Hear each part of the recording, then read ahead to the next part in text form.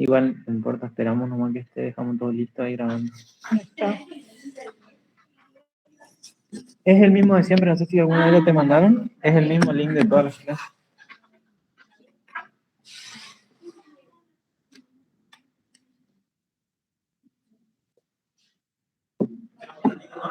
Avísame nomás vos.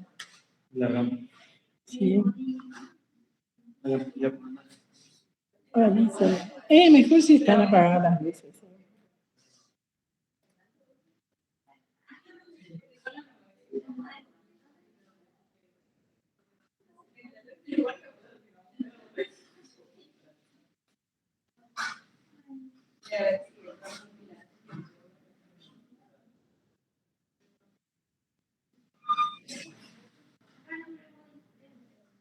Yo les recomiendo,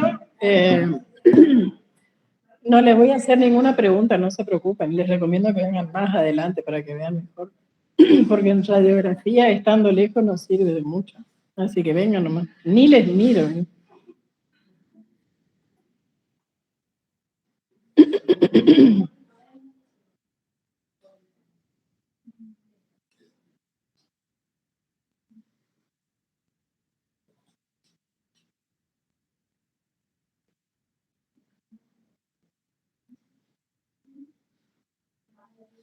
¿Quién está de guardia de hoy de ustedes, Las dos.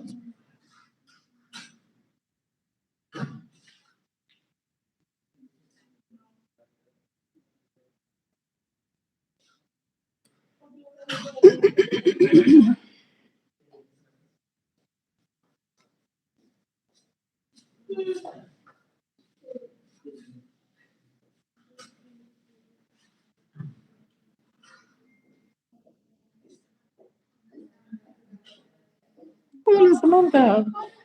Pero bien, tanto tiempo. No sabía que vos asistías a las clases. Pero bien, tanto tiempo. Y acá andamos, para no perder la costumbre. ¿Este es tuyo o no? No,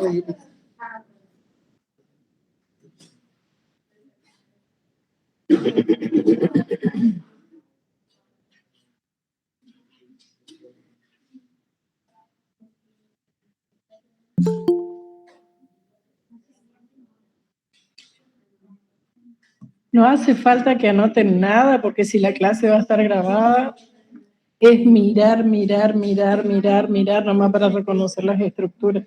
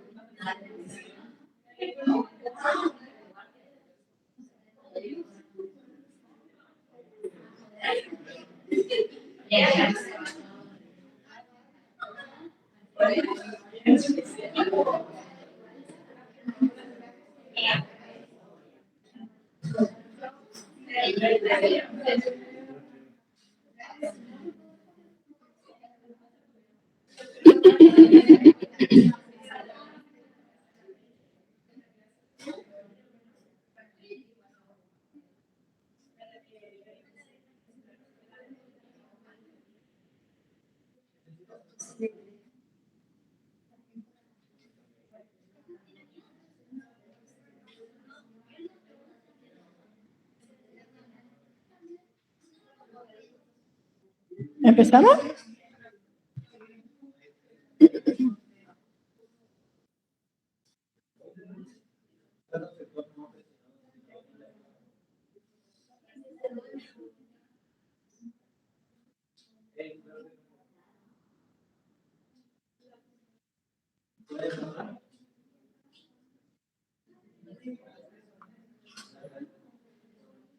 Igual, antes de ir mostrando los power, podemos ir hablando ya un poco de las radiografías. Mi nombre es Alcira Segovia, yo soy kinesióloga del hospital, estoy trabajando en este momento en el área de emergencia y vamos a ver algo de una de una clase que les va a resultar muy útil para su vida, sobre todo hospitalaria, teniendo en cuenta siempre que una radiografía es uno de los métodos de diagnóstico y nunca reemplaza a la apreciación clínica del paciente. ¿Por qué les dije que podemos ir hablando ya mientras tanto, mientras va viniendo la gente? Porque ustedes en esta residencia que ya están haciendo habrán observado que hay distintos tipos de conformación torácica. En los adultos tienen prácticamente todos la misma conformación torácica. En cambio, en los niños, los recién nacidos tienen un tipo de conformación torácica distinto a un chico de 15 años, por ejemplo. Esa placa que ustedes pueden ver y pensar quizás los de primer año como una placa hiperinsuflada, es la radiografía normal en un niño recién nacido. Esa radiografía va cambiando a medida que pasa el tiempo y el chico va creciendo, porque las costillas se van osificando, van adquiriendo un movimiento de asa de balde que hace que la conformación torácica sea distinta. Con respecto a lo normal y con respecto a lo patológico, van a ver en el transcurso de la residencia distintos tipos de placas radiográficas de acuerdo a los tipos de pacientes que tengan. Por ejemplo, pacientes hipotónicos que ustedes reciban van a tener un tipo de conformación torácica distinta al de un paciente normal que cursa un cuadro respiratorio. ¿Por qué? Justamente porque la musculatura hipotónica no ayuda en el movimiento de inspiración y expiración y van a tener conformado un tórax que normalmente se llama tórax en campana, donde la parte de arriba en los vértices es muy angosta y se ensancha en la parte de las bases.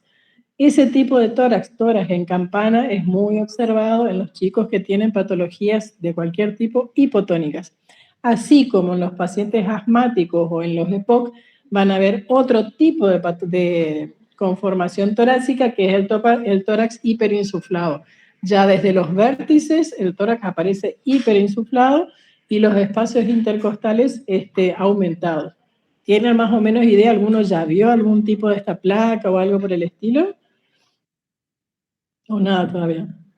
Bueno, si quieren, a mí me gusta mucho darles cosas, digamos, de estos temas. Si ustedes quieren, yo creo que tengo una placa de un chico hipotónico, una placa de un EPOC, y les puedo traer en posteriores clases para que ustedes puedan visualizar y ver de qué se trata. Ahora me pidieron que dé un repasito del tema de cómo saber si una radiografía está bien obtenida o no, si le tenemos que hacer caso a la radiografía que nos envían o no, porque hay técnicas que necesitan estar presentes para saber si la placa es buena o no, así que vamos a hacer un pequeño repasito de esto, que capaz que algunos de ustedes no se acuerdan. Fíjense, reconociendo la radiografía normal en el recién nacido. Esta es una radiografía normal en un chiquito recién nacido. ¿Y qué es lo que tenemos que visualizar acá? Fíjense, al elevar los brazos, observe qué sucede con las clavículas, los arcos anteriores de las costillas y los vértices pulmonares. ¿Alguno ve las clavículas en esta placa? Levanten la mano los que son de primer año. Bueno, acá le voy a enfocar entonces las clavículas. Bueno, fíjense para ir mostrándoles dónde están las clavículas. Van a ir apareciendo porque es una clase muy didáctica. Normalmente se tiene que ver así. Las clavículas, ¿qué serían estos? Las costillas, los arcos costales, ¿serían los anteriores o los posteriores? Las costillas, la radiografía, cuando uno mira los arcos costales, ¿tenemos que mirar los anteriores o los posteriores? ¿Qué creen ustedes? Bueno, ya vamos a saber ahora. Fíjense cómo tenemos que ir observando. En inspiración normal se deben ver 6 a 7 espacios, no costillas, sino espacios intercostales del lado derecho. También tienen que ver si la costilla que ustedes piden es inspirada o expirada. Yo trabajaba en terapia intensiva antes y siempre cuando iban a sacarle placa a un pacientito, nosotros le mirábamos al reloj para saber en qué momento le sacaba, si realmente le sacaban inspiración, porque si no la placa cambia la configuración. Entonces, ¿qué tenemos que contar para ver que una placa es normal en un chiquito recién nacido? 6 a 7 espacios intercostales O sea, esto que está acá, del lado derecho, y 7 a 8 espacios intercostales del lado izquierdo. ¿Por qué se suma uno del lado izquierdo? Por el peso del corazón, que hace que veamos un espacio intercostal más. No se visualizan ilios pulmonares ni la trama pulmonar. Ahora vamos a reconocer la radiografía normal en un niño de 3 años. Fíjense en inspiración máxima, comienzo del grito del llanto. Acá estamos viendo ya los arcos posteriores, no los espacios intercostales, sino los arcos posteriores. Cuando nosotros contamos la cantidad de costillas que se ven en una placa, tenemos que contar los arcos posteriores, no los arcos anteriores. Generalmente se deberían ver 9 espacios del lado derecho y 10 espacios del lado izquierdo. Por lo mismo que les comento del corazón. El peso del corazón hace que se vea un espacio más del lado izquierdo. En los pacientes no colaboradores, como son los pacientes pediátricos, la radiografía de frente siempre es antero-posterior y en decúbito dorsal, o sea, al paciente lo acuestan. No como nosotros que nos ponemos frente a la placa, nos colocamos así y la incidencia del rayo es posterior-anterior. En los chiquitos es al revés, con una angulación cráneo-caudal del tubo de 12 a 15 grados, que es la manera en que mejor se inmovilizan. Ahora vamos a ver la radiografía normal. Fíjense cómo va cambiando la conformación torácica en una niña de 14 años. ¿Y qué es lo que tenemos que visualizar acá? Las clavículas, la escápula derecha y la escápula izquierda. Les vuelvo a marcar porque al comienzo no se ve, pero después se puede llegar a visualizar.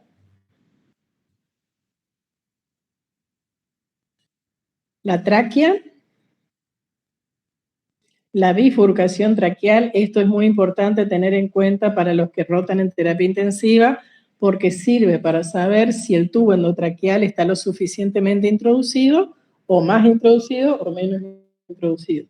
La bifurcación traqueal se llama carina también. Los senos cardiofrénicos, los senos costofrénicos, el callado aórtico, la arteria pulmonar. Bueno, esto es lo que más deben saber ustedes porque esto seguro que lo vieron en la facultad, ¿no es cierto? Así que lo vamos a pasar medio rápido. La radiografía de adultos es lo que más nos muestran en la facultad. Bueno, y ahora vamos a los factores de técnica que tenemos que ver en una radiografía para ver si está bien sacada o no, para ver si le damos bolilla o le decimos, no, esta radiografía no nos sirve. Son 4. ¿Ustedes recuerdan cuáles son estos factores o no? ¿O damos nomás? ¿No? Bueno. Tenemos 4 factores para evaluar una radiografía de tórax entonces. Factores de técnica, que habla de la penetración, aireación, centrado y dirección del rayo central, o sea, evaluamos la angulación. Vamos a ver de qué se trata cada uno de estos. Fíjense, una placa con penetración adecuada. Se debe ver la columna a través del corazón. En terapia intensiva, algunos médicos opinan que con verse la columna hasta el 5º espacio intercostal nada más, ya es suficiente. O sea, tiene algunas variaciones. Pero vamos a considerar que se debe ver la columna a través del corazón para decir que tiene buena penetración. Ejemplo de la importancia de la penetración. Tenemos un paciente femenino, acá como caso de 16 años con disfagia leve. Fíjense cómo se vería la placa con una penetración insuficiente. Totalmente distinta, informada como radiografía normal, pero con la penetración adecuada, fíjense cómo cambia la imagen. ¿Y qué es lo que podemos ver acá de raro? Esto que se ve acá. Una imagen redondeada retrocardíaca izquierda. Ahora que está marcada, ¿la pueden visualizar bien?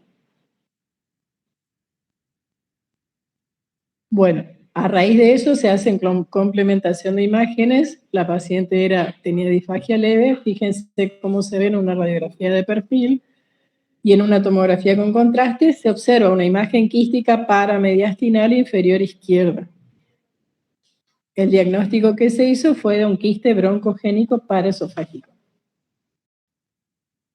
Otro ejemplo, paciente masculino de 9 meses con dificultad respiratoria. Fíjense las 2 placas, qué distintas que son. En una con poca penetración, y en la de la derecha, fíjense,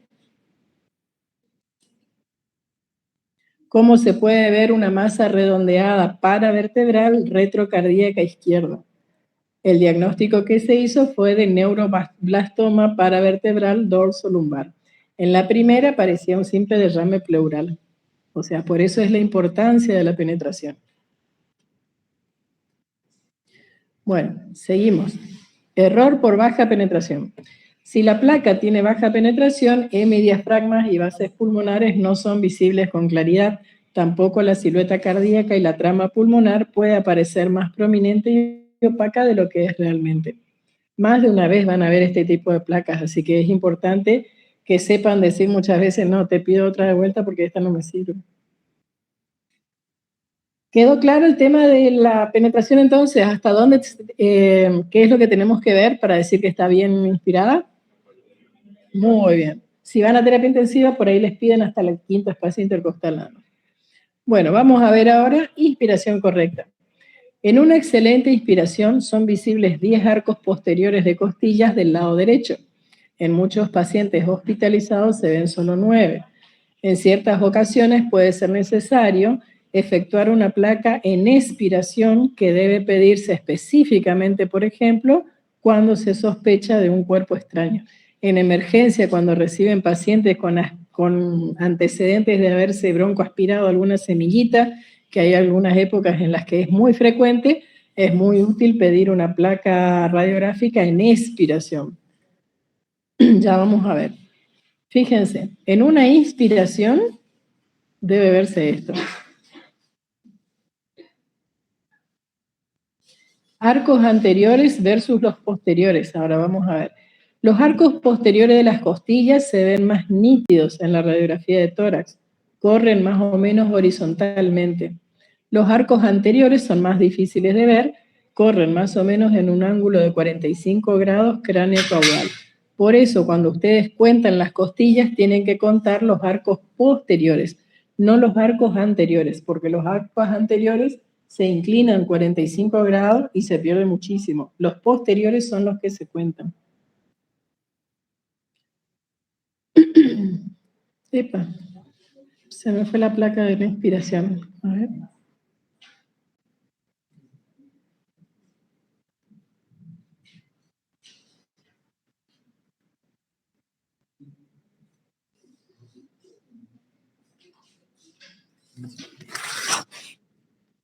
Acá falta... Bueno, me parece que se me está perdiendo la placa de la placa expirada, o si no debe estar más adelante, pero en una placa pedida en expiración, cuando el paciente expira, nosotros tenemos que ver que una de las placas va a estar más radiodensa que la otra. Uno de los campos pulmonares va a estar más radiodensa que el otro. Si nosotros tenemos la sospecha de la aspiración de un cuerpo extraño, ¿cuál de los dos? Y vamos a tener la sospecha de que se aspiró un cuerpo extraño en el lado derecho. ¿Cuál de las dos placas pedidas en expiración va a salir más radiolúcida?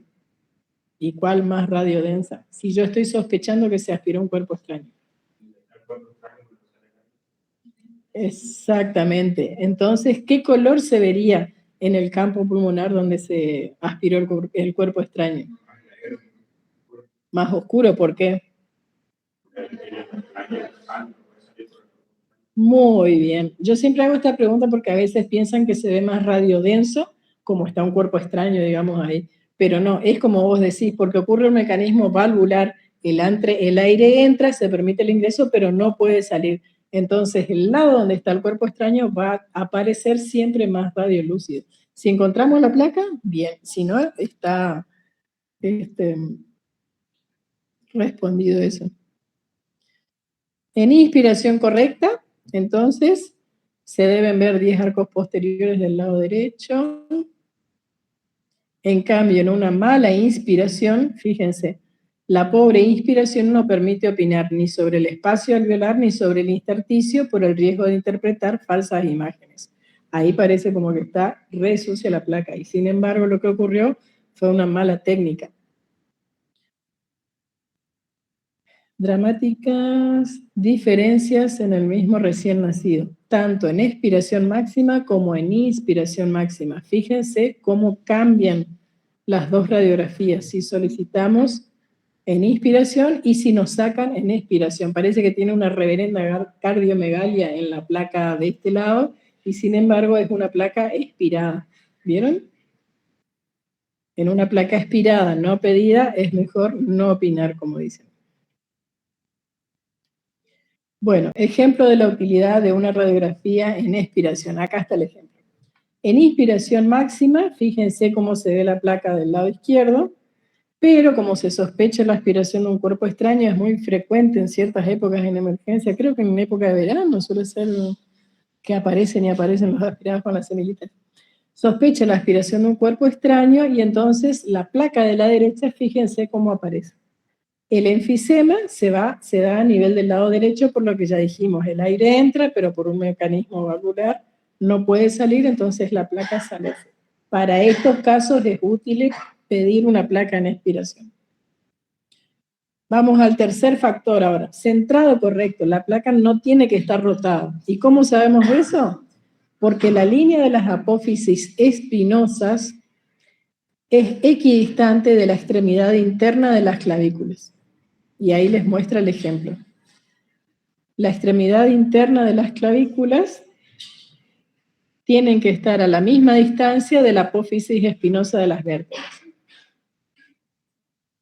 ¿Cómo identificar el defecto de rotación en una placa postero-anterior?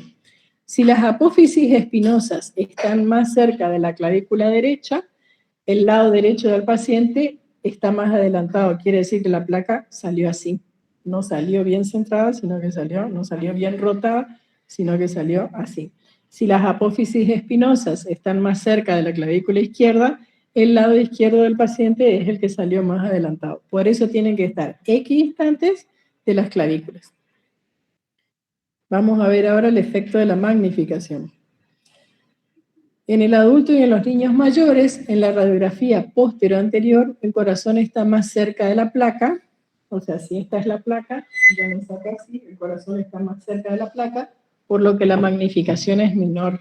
¿Por qué tienen que tener en cuenta esto? Porque muchos de nuestros pacientes se sacan las radiografías acostados. La radiografía estándar es postero-anterior. En la radiografía antero-posterior, el corazón está más alejado de la placa, por lo que hay magnificación.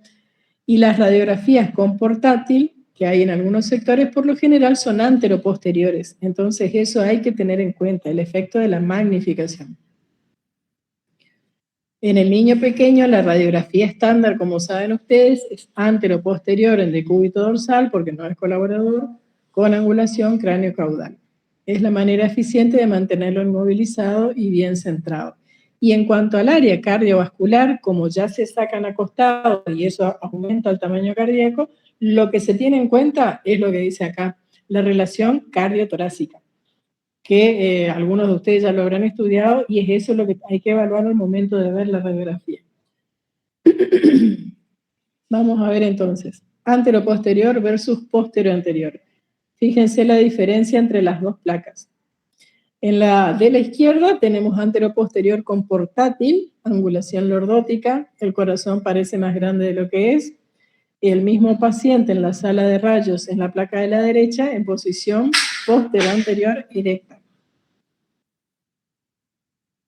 Y vamos al último punto ahora para ver los defectos de técnica, que se llama angulación del rayo central. Otra cosa que tenemos que tener en cuenta. La radiografía de frente en posición de pie, en esas radiografías el rayo central incide el tórax desde atrás a la altura de la punta de las escápulas y sin angulación, perpendicular al centro de la placa, sin angulación. Angulación cráneo-caudal sería esto y angulación caudocraneal sería esto. En una placa sin angulación del rayo central, la extremidad interna de la clavícula se proyecta sobre el arco posterior de la tercera o cuarta costilla. Para saber que no hay defecto de técnica con respecto a la angulación, entonces la extremidad interna de la clavícula se tiene que proyectar sobre el arco posterior de la tercera o cuarta costilla. Vamos a ver ahora lo que se llama angulación lordótica y antilordótica. Si el tubo de rayos tiene una inclinación, como les dije, caudocraneal, de los pies hacia la cabeza, esto es común en pacientes semisentados donde se pide esa placa llamada en posición lordótica. Las estructuras anteriores, como las clavículas, se proyectan más altas que los arcos costales posteriores. No puede valorarse en este tipo de placa ni la morfología cardíaca, ni las costillas, ni los diafragmas, pero sí pueden valorarse los vértices pulmonares. Con ese tipo de placa evitamos la superposición de las dos clavículas en los arcos costales y nos sirve para visualizar si tenemos alguna sospecha de algún cuerpo extraño, tumor, lo que sea, en los vértices pulmonares. Se pide con una angulación lordótica para poder ver los vértices limpios. La angulación inversa o cráneo caudal se denomina en posición antilordótica. Ustedes van a decir, es una placa muy fea, pero yo he visto placas como esta. Y ustedes las van a ver también, porque muchas veces las placas se sacan rápido y hay que saber si valorarlas o no. Fíjense con angulación lordótica cómo se ve la placa y el mismo paciente sin angulación. En la angulación lordótica se altera la forma cardíaca, las costillas y las cúpulas diafragmáticas. Fíjense cómo aparecen. Vamos a ver ahora uno de los errores por angulación. Angulación antilordótica. La clavícula se proyecta sobre el quinto arco posterior. ¿Y sobre qué arco se tenía que proyectar? Tercero o cuarto, muy bien. Bueno, para terminar este capitulito nomás, vamos a ver, los factores para evaluar la calidad técnica de una radiografía son penetración, que consiste en ver la columna a través del corazón, inspiración, el arco posterior de la décima costilla del lado derecho, rotación, las apófisis espinosas y las clavículas deben estar equidistantes, y angulación, donde la extremidad interna de las clavículas deben estar a la altura de la tercera o cuarta costillas. Bueno, después viene un cuestionario, pero no nos da el tiempo. Vamos a seguir nomás con otra, donde vamos a ver la segmentación pulmonar. Y después vamos a terminar con uno donde van a ver muchísimo en época de invierno.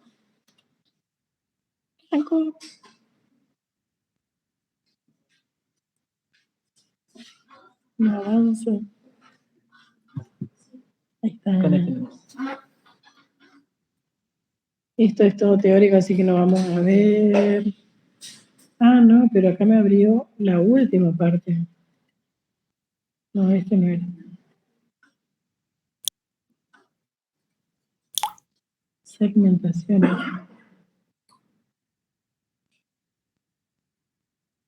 Ahí está.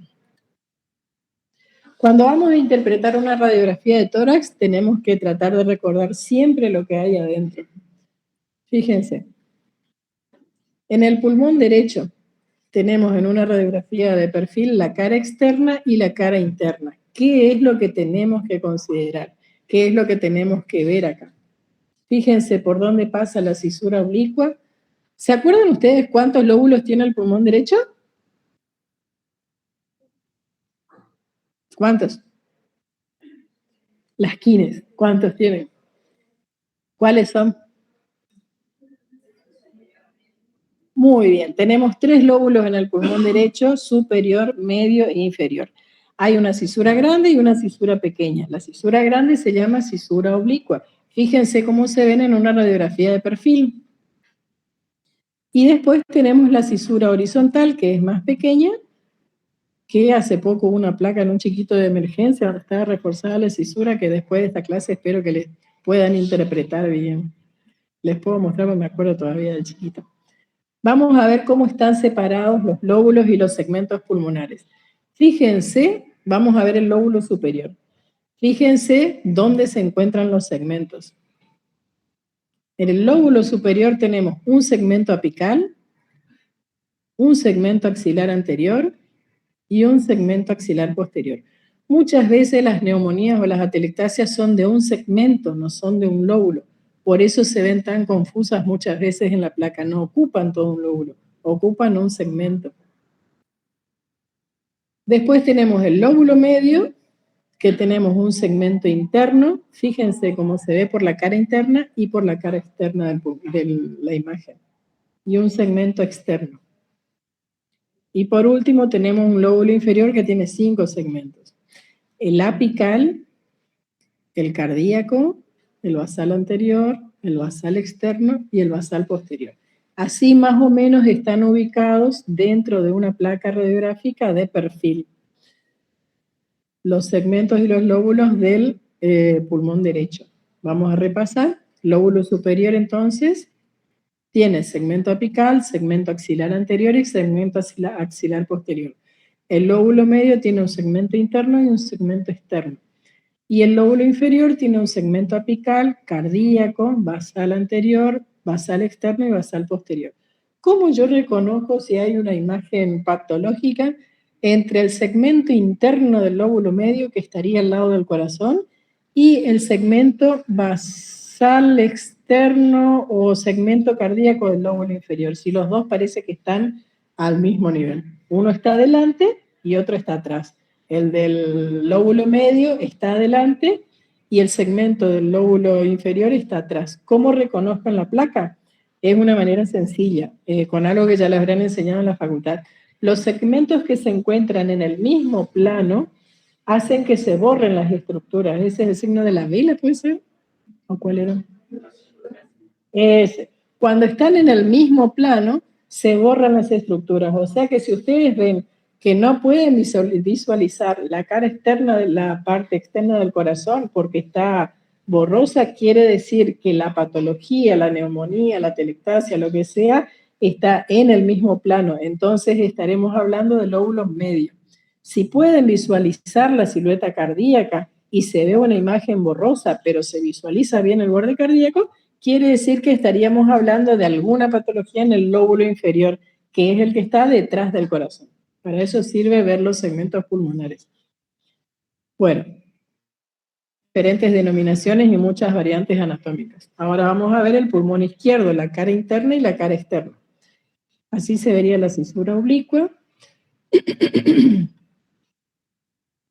Tenemos el lóbulo superior, el segmento apical, el segmento anterior, la língula, que sería como el lóbulo medio del derecho, un segmento superior y un segmento inferior, y el lóbulo inferior, que tiene varios segmentos también, apical, basal anterior, basal externo y basal posterior. Así se pueden visualizar o proyectar los lóbulos y segmentos pulmonares. Entonces, tenemos una sola cisura oblicua del lado izquierdo, tenemos un lóbulo superior, una língula y un lóbulo inferior, y estos son los segmentos que tienen un pulmón del lado izquierdo. Ahora vamos a ver, bueno, este voy a pasar de largo porque este ya es muy detallado ya. Ahora si quieren ver esto en los 3 cortes de un ATAC, fíjense cómo se van a ver. Se debe realizar la observación detallada de los 3 cortes y en base a los hallazgos completar la exploración con otros cortes. En un corte superior, fíjense cómo se ve. Esta raya muestra a qué segmentos está afectando. A ver las quines, ¿a qué segmentos estarían afectando ahí? ¿Qué lóbulos y qué segmentos? Sí. Un poquito de uno y un poquito del otro parece también. Un poquito del axilar anterior y un poquito del axilar posterior. Es para eso, es para que ustedes vean por dónde pasa el corte superior y qué segmentos puede afectar. Fíjense, apical del lóbulo superior derecho, axilar anterior y axilar posterior. Apical del lóbulo superior izquierdo, anterior, y fíjense, así como se ve un poquito del verdecito acá, ocupa un poquito del apical, del segmento apical del lóbulo inferior izquierdo. Lo mismo pasa en un corte medio y lo mismo pasa en un corte inferior. Los segmentos y lóbulos pulmonares que abarca. Y vamos a ver el último punto ahora, Después, si quieren, vemos el tema de las preguntitas y todo eso. Pero vamos a tratar de hacer corto y divertido nada más. No, este ya vi. Último punto que les puede resultar el más interesante para ustedes. ¿Cómo reconocer neumonías?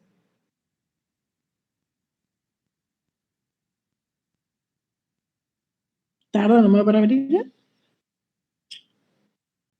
Ahí está. Bueno.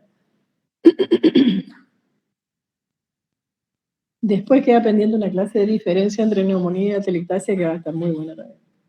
Bueno, esto es todo teoría que ustedes ya están sabiendo si ya dieron neumonía. ¿Cuáles son las características radiológicas de las neumonías, de las condensaciones?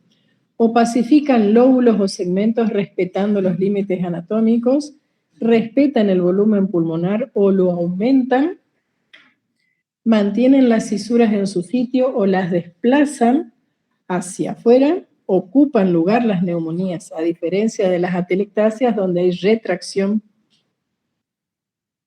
No alteran la situación de los hilios pulmonares, no desplazan el mediastino, pueden asociarse con derrame pleural o bullas pulmonares y su presencia se relaciona con la patología bacteriana. Fíjense esto, ¿qué lóbulos de qué pulmones están afectados? Según lo que vimos. A ver, decime. ¿Qué lóbulo pensás vos que está afectado?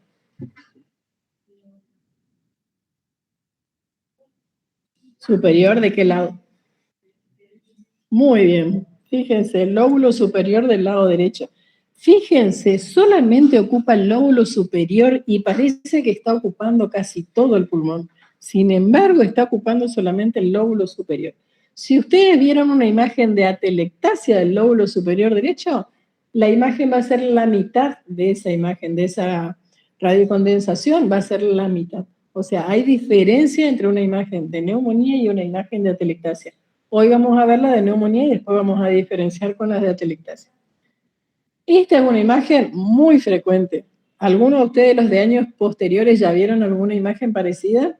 Es muy frecuente de ver en época invernal. Bueno, si tenemos que identificar los segmentos y lóbulos, vemos la cisura oblicua, la horizontal, vemos que está afectado el segmento apical, el axilar anterior y el axilar posterior. Es una neumonía lobar superior derecha.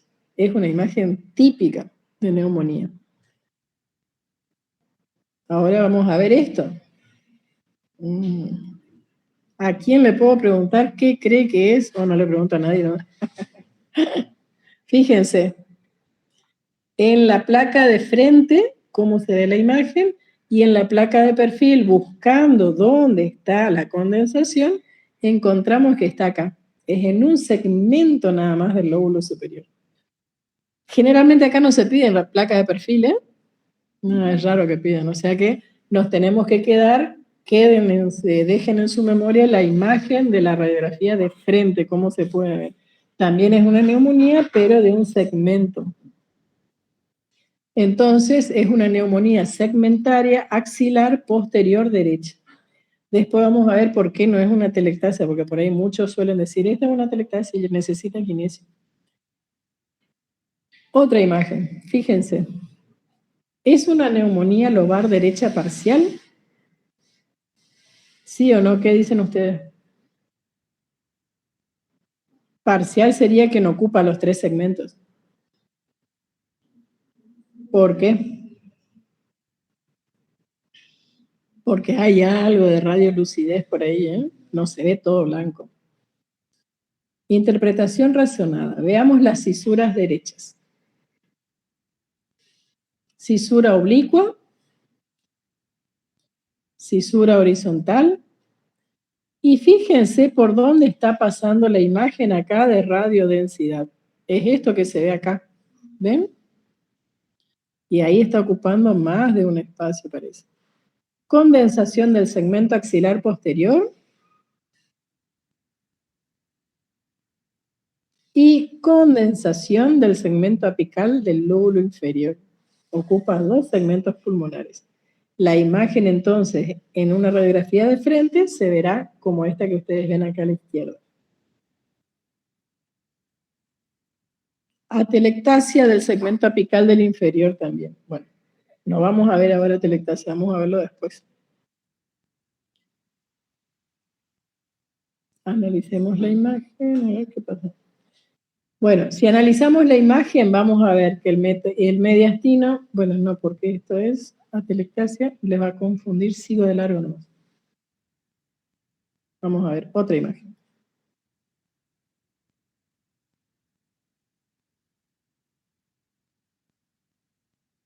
Neumonía del segmento externo del lóbulo medio. ¿Cómo se ve la neumonía del segmento externo del lóbulo medio? Fíjense la imagen, que no es para nada clara, pero después la vamos a diferenciar con la de una atelectasia y ahí les va a quedar más claro. En una radiografía de perfil siempre se ve mejor. Ahí estaría localizada la neumonía en el lóbulo medio. Una imagen más.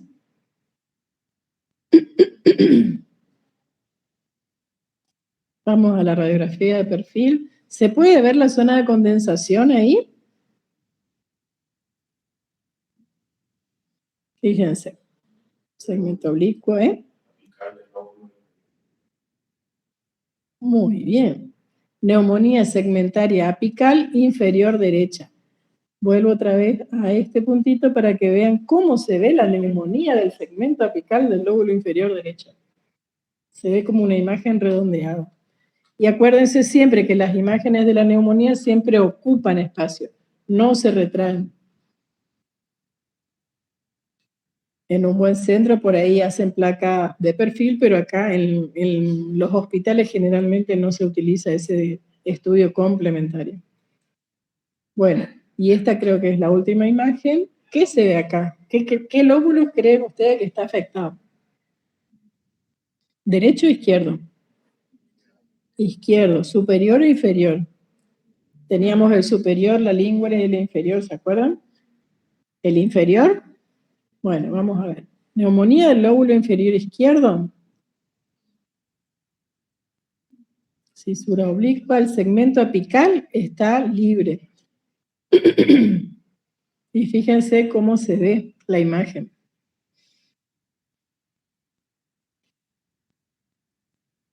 Si vemos por la cara externa y por la cara interna,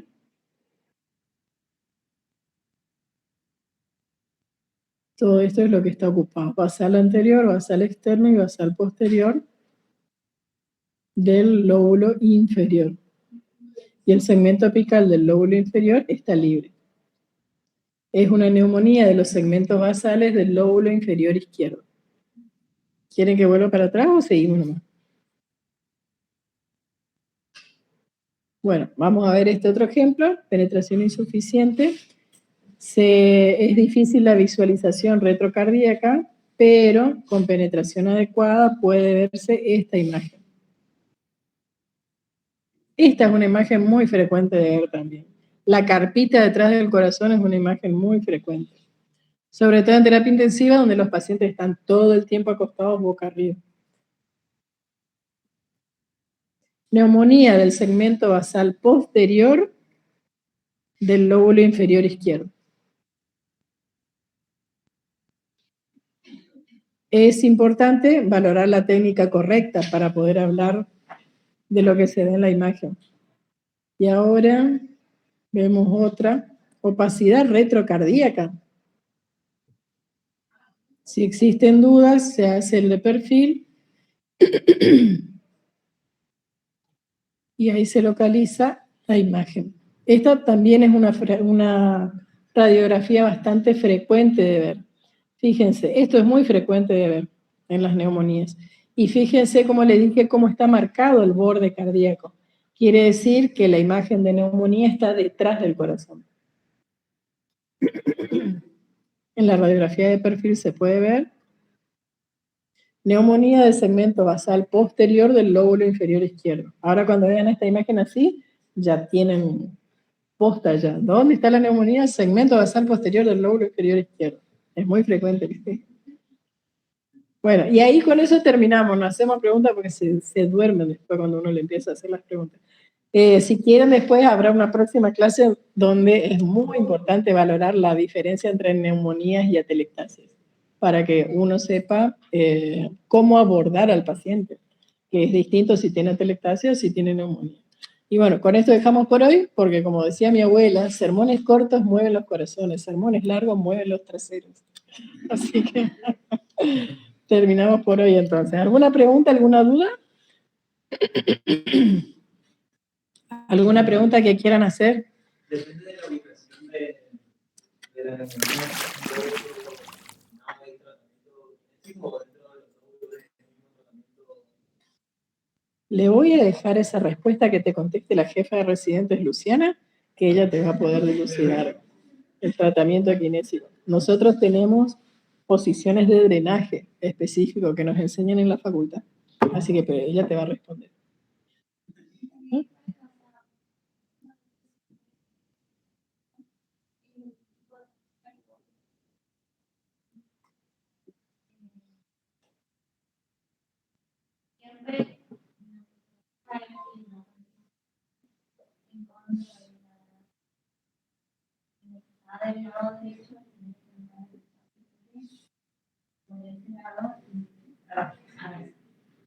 Al lado derecho.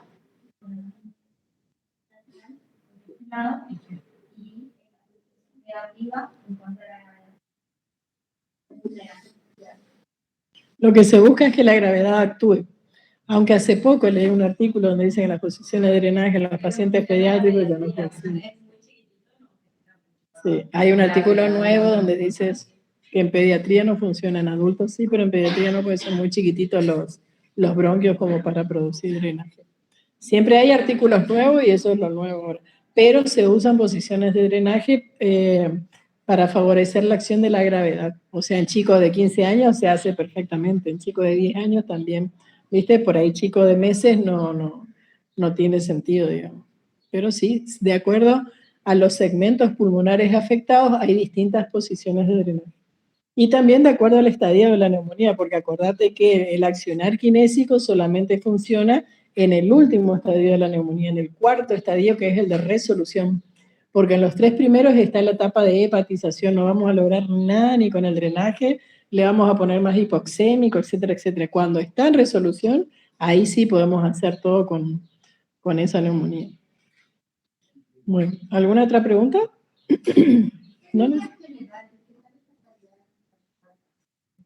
¿De nuestras qué? En general bien, porque son pocas veces las que se pide que se saquen de vuelta.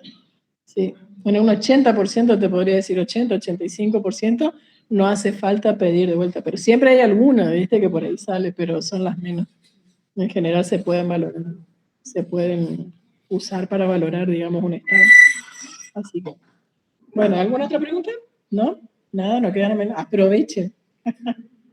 Bueno, está. Nos vemos en una próxima clase si quieren, entonces. Bueno, por favor.